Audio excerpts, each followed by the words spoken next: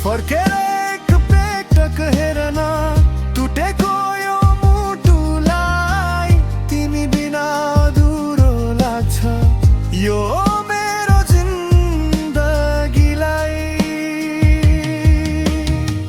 सपनासँगै देखेका थियौं, आज सबै टुटेर गयो। मुटुभित्रको त्यो खुसी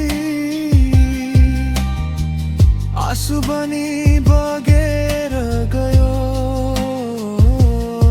समय बित्ला सायद घाउ पनि निको होला, तर तिम्रो सम्झनाले यो मन सधैँ